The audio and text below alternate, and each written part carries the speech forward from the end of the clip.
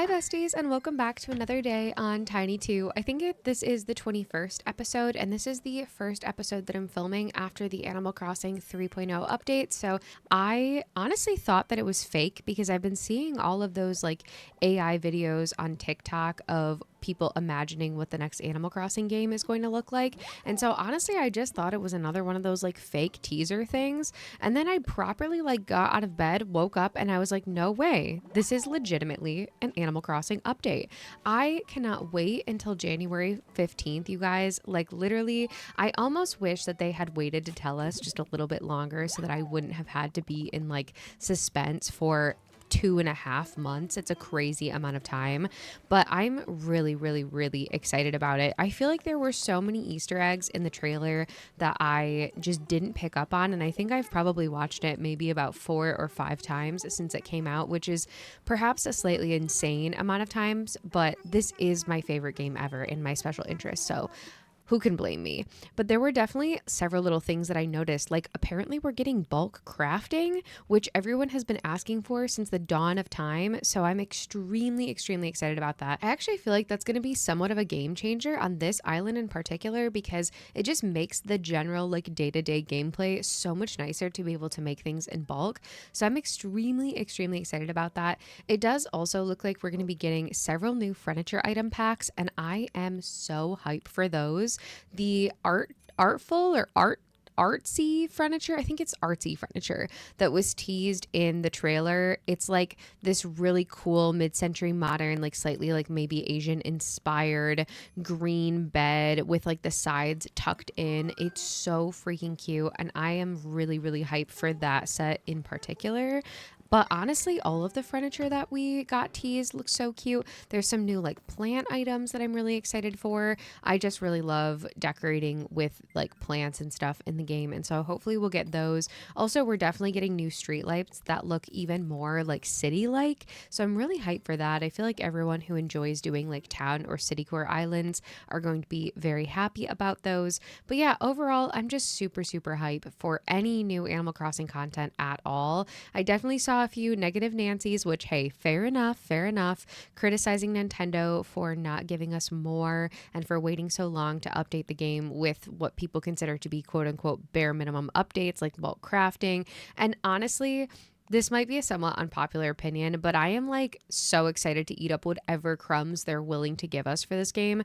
I know Nintendo has always been kind of a little bit of a kind of company with their money practices, right? Just trying to like gouge money out of people left and right. But honestly, the fact that we're getting this for free, I'm pretty heckin' excited about it. The one thing I was thinking about is whether or not this is enough to tempt me into getting a Switch 2, and I really haven't decided yet. Part of me is thinking it would be kind of interesting to get a Switch 2 and then transfer this island, Tiny 2, to a different console and then just kind of have Tiny 2 be like my forever island a little bit. I'm kind of into that idea. But again, the Switch 2 is extremely expensive, and I'm really not sure if I'm ready to spend like $500. The one thing that did kind of sell me just a little bit is actually the graphics upgrade. I didn't realize how absolutely busted my Animal Crossing character was looking until they put the 4K resolution up to the normal Switch, and I'm like, dang. That's actually really nice looking, especially for making content and things like that. But anyway, all of my yapping aside, I really want to hear from you guys in the comments. What are you most excited for with the 3.0 update? Do you have any criticisms? Do you have any things that you would have wished for? And are you going to be buying a Switch 2 now? Was this enough to convince you to spend that money?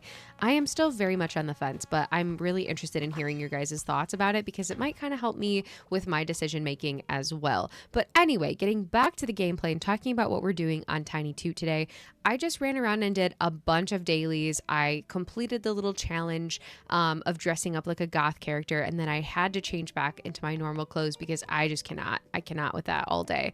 I have been flying over to Happy Home Paradise every day though, because you can actually transfer your Poké into bells, and so that's been like a little sneaky way that I'm getting a few extra bells every day by doing that. I did decide to start working on Harv's Island. I probably won't get all of the campers right away, especially while we're trying to work on upgrading my house. But I did really want to get this camper in particular so that I can change the colors of different items. And I think the next one that I'm going to do is going to be Leafs camper so that I can get lots of crops and bushes and stuff whenever I need them. But for today's gameplay, I really wanted to finish decorating Shep's house. In the last episode, we decorated his interior and I love the way that it turned out. I think it's so cute. And we were also able to customize the outside of his house. And since the inside of this house is a cabin theme, I thought about giving him a very rustic little front yard here as well. I did kind of cave and download a few blanket codes, custom designs. Those are in my Pinterest as always, which is linked in the description box if you're wanting to download any of these. I know I set out not wanting to use any custom codes on this island, but I definitely think a couple here or there just makes the island so much more cute. So I'm just putting those down in front of his house. And then I really don't have a lot of items still. I know I say that in like pretty much every video, but like I cannot stress enough just how long it takes to get items in this game if you're playing organically. Like I myself am absolutely shocked at how long it has taken me to get things. So, but on the flip side, like I'm not complaining. I do think that it has really challenged me to try to decorate with what I do have and try to make cute little areas with very, very limited decor. And I actually did have several things to use for like a more rustic front yard.